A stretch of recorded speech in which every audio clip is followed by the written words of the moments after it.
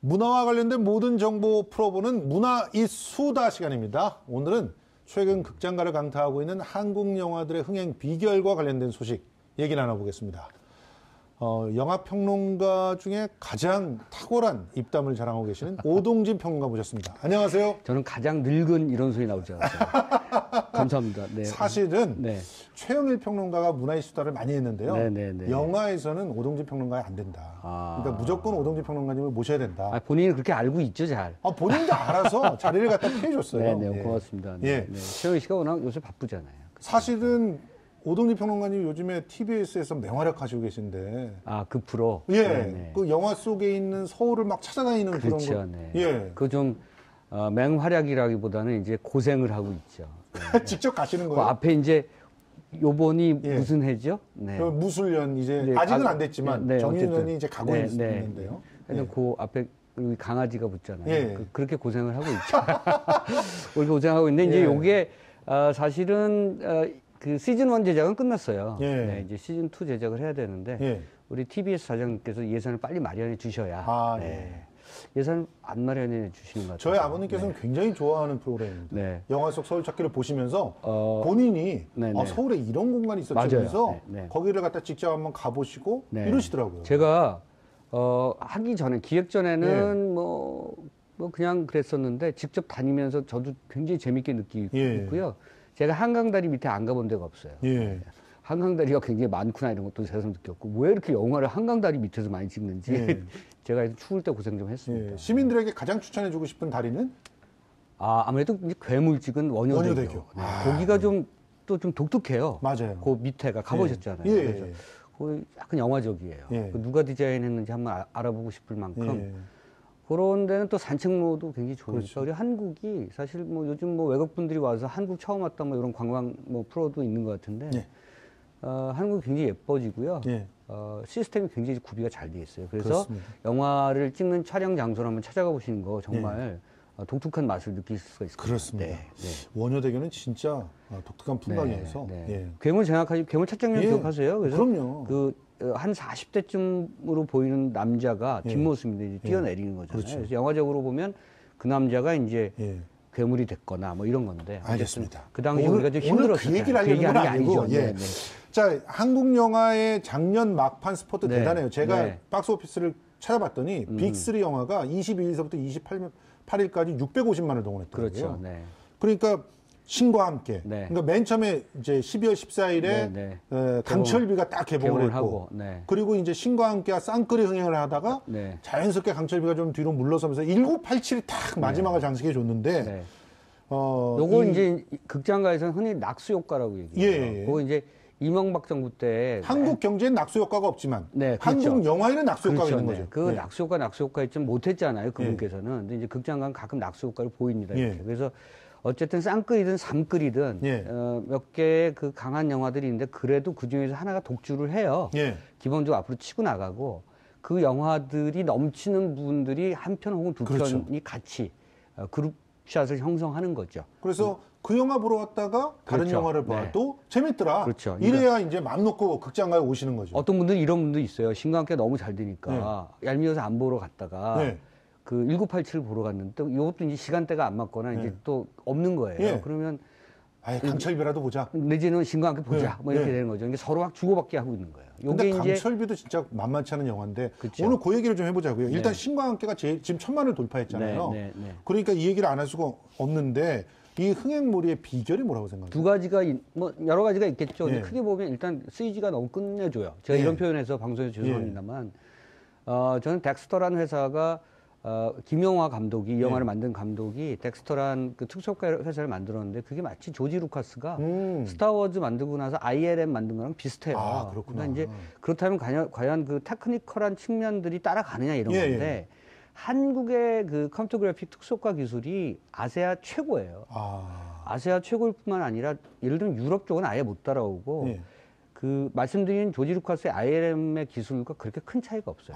그러니까 신과 함께는 내용 자체가 지옥문을 7개를 통과해야 돼요. 그렇죠. 7개 우리가 이제 지옥문이 어떻게 생겼는지 현실에서 못 봤잖아요. 그걸 상상 속에서 펼쳐 보여지는데 그게 그럴듯하지 않으면 이야기를 아무리 이렇게 되죠. 이야기를 아무리 붙여도 사실 별로 예, 실감이 몰입이 없거든요. 안 되는 거예요. 근데 이 덱스터의 특수효과 기술이 굉장히 뛰어났어요. 그래서 아주 그럴듯한 이야기 구조를 펼쳐 보였고, 또 하나는 가장 중요한 것은 대중적 친근함이 굉장히 놀라운 영화예요. 맞아요. 그러니까 이 영화는 모성, 그렇죠? 그리고 소방관의 희생, 그러니까 예. 공직자의 희생, 예.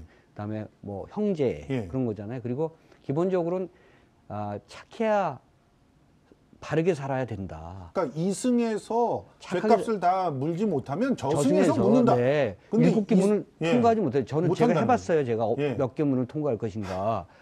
그 김성수 씨하고 저는 하나는 통과할 수 있어요. 나태의 문은 통과할 수 있어. 우리가 맞아. 열심히 살잖아요. 나태하진 않잖아요. 우리가. 그런데 그런 재미들도 있어요. 네. 이게 일종의 저는 그 히어로 판타지물이다. 네, 네. 저승차사들의 액션들도 굉장히 볼만하잖아요. 그렇죠. 그러니까 어벤져스를 보는 그런 재미도 그렇죠. 의외로 여기서 만날 수 있으니까. 그 액션이 그 다이나믹했으니까 그게 좋다는 거고, 또 하나는 이제 정치적인 측면도 있어요. 맞아요. 이게 뭐냐면 그 세월호 사건이 있었을 때 곡성이나 아수라 같은 영화가 만들어졌다는 그렇죠. 거거든요. 그러니까 우리 사회에서 이상한 죽음이 많고 해석할 수 없는 죽음이 많고 그 억울한 죽음이 많은 게 영화적으로 반영이 됐단 맞아요. 말이에요.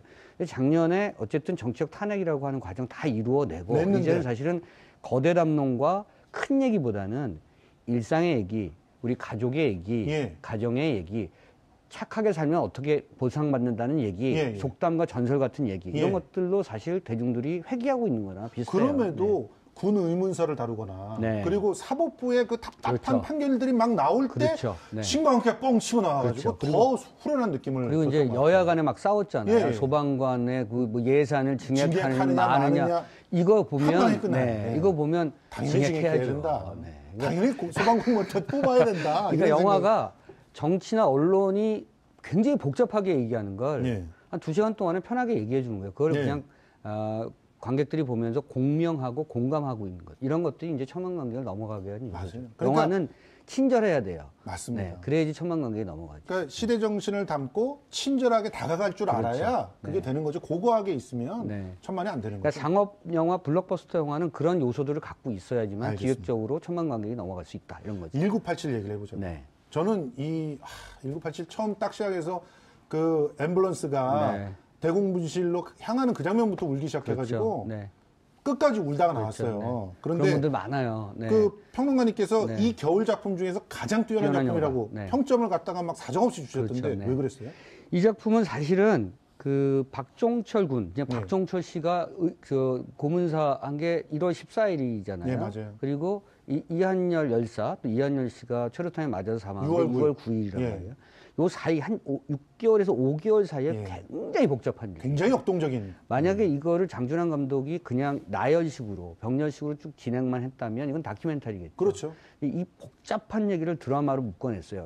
드라마로 묶어내는데 이 강약이 있잖아요. 맞아요. 뭐 악인이 나오고 뭐 악인까지는 아니지만 뭐 중간에 있는 악한 행동 쪽에 속할 수밖에 없는 사람들 뭐 이렇게 굉장히 다양한 캐릭터, 다양한 군상들의 모습을 그 있는 그대로 표현하되 드라마틱하게 표현해낸 거예요. 그러니까 그것이 갖고 있는 응집력과 그 관객들에 대한 어떤 그런 뭐 포용력, 관객들 끌어들이는 그런 어떤 그 착지점이 굉장히 놀라운 영화라는 거죠. 그러니까 그런 측면에서는 장준환 감독이 스토리텔러로서의 뛰어난 능력을 선보이고 있다. 이거를 1월 14일에서 6월 9일까지 촘촘히 기록하는 것도 참 그 버거운 일인데 거기에 러브 스토리까지 넣었잖아요. 맞아요. 그렇죠.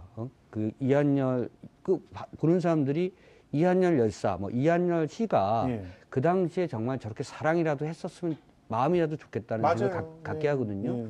그 어린 나이에 연애도 못하고 저런 일을 당했으면 얼마나 거대한 담론에 치여서 그 억울한 죽음을 당한 거잖아요. 그렇죠. 그러니까 그런 이야기까지 다 집어넣어서 사람들로 하여금 1987년을 기억하게 하고 더 중요한 건 뭐냐면 많은 정치평론가들이 간과하고 있는 사실인데요. 왜 장준환 감독이 1987로 돌아갔을까거든요. 그렇죠. 30년 전으로. 2017년에 왜 30년 전에 1987 워낙 드라마틱한 사건이 많아서 갔을까? 그거보다는 2017, 2017년에 30년이 지나도록 한국의 사회민주화가 진화하거나 진보한 것이 아니라 바로 퇴보했다. 이렇게 본 거거든요. 그러면 뿌리를 찾아간 거예요. 그렇죠. 원점으로 한번 돌아가서 우리가 어떻게 지금 생각과 행동을 해야 흔히 얘기하는 진정한 어떤 민주화와 사회적 어떤 그런 공적인 시스템들을 회복할 것인가 이런 것들을 얘기하고 싶었던 거예요. 그거를 그러니까, 관객들이 받아들이고 있는 거죠. 그래서 지금 영화를 보면은 특히나 영화는 그냥 밋밋한 그 글로 기록된 스토리가 아니라 영상과 상징물로 기록하잖아요. 가령 어둠에서 시작해서 빛으로 끝난다든가 뭐 그다음에 또 그 안경에서 시작해서 운동화로 끝난다든가 그리고 또 뭐 초가 쫙 이렇게 정리가 되면서 또 다른 어떠한 것을 연상시킨다든가 이런 것들 굉장히 탁월하더라고요. 그렇죠. 이미지를 이미지로 그 정치적 메시지를 영화는 충분히 던질 수가 있기 때문에 이 영화 1987에서 그런 것들이 보여주는 것이 대단한 거죠.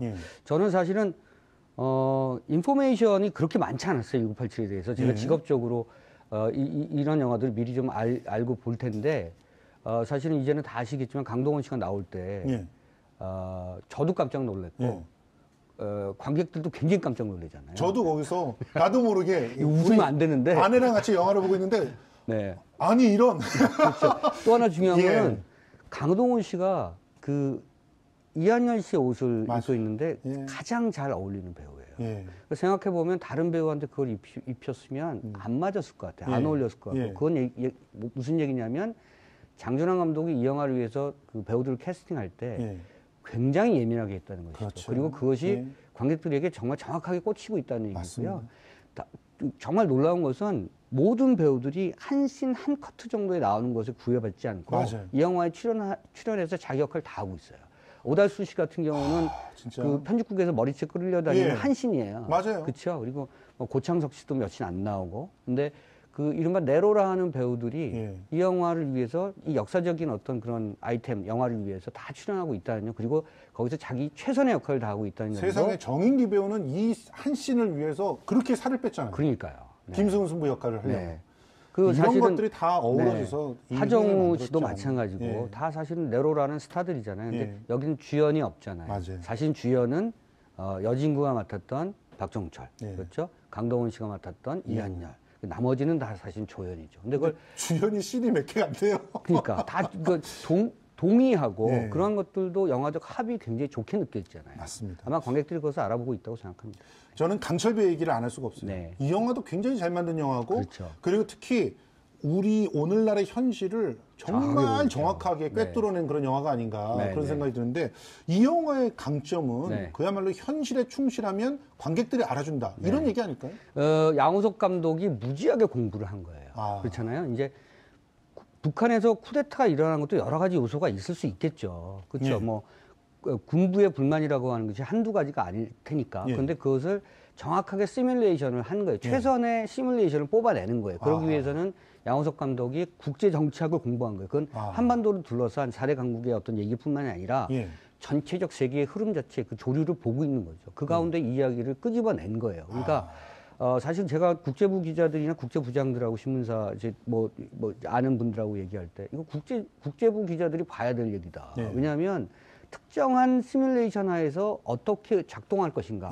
그 남한의 상황과 북한의 상황 그리고 뭐 예컨대 틸러슨으로 대표되는 미국 국무장관이 어떻게 발언할 것이고 아베 정부는 어떻게 움직일 것이며 중국의 공산당은 어떻게 움직일 것이다. 이런 것이 이 영화에 다 드러나고 있거든요. 그러니까 사실은 매우 지식인 주도형 영화예요. 이게 뭐 제가 대중들을 폄하하는 얘기가 아니고 생업에 바쁘신 분들은 잘 볼 수가 없잖아요. 신문이나 뭐 외신 잘 볼 수 없어서 이 얘기가 무슨 얘기일까라고 생각하실 분들도 있지만 조금 공부하신 분들이라면 이 영화가 굉장히 개연성이 높다는 것을 알고 있거든요. 그러니까 이거 보면 정치평론가들이 조금 불쌍해진다는 얘기들도 있더라고요. 그러니까 이 영화 보고 뭐 정치평론가들이 20일 동안 떠들 얘기를 2시간으로 그냥 해결해 주니까 그렇죠. 그러니까 그런 부분에서는 이 영화가 갖고 있는 뭐랄까 이렇게 이 지식의 함의가 높고 그것을 대중들이 좀 따라가고 싶어하는 거예요. 이 영화를 보다 내가 바빠서 잘 못 따라갔던 얘기를 영화가 가르쳐주고 있구나.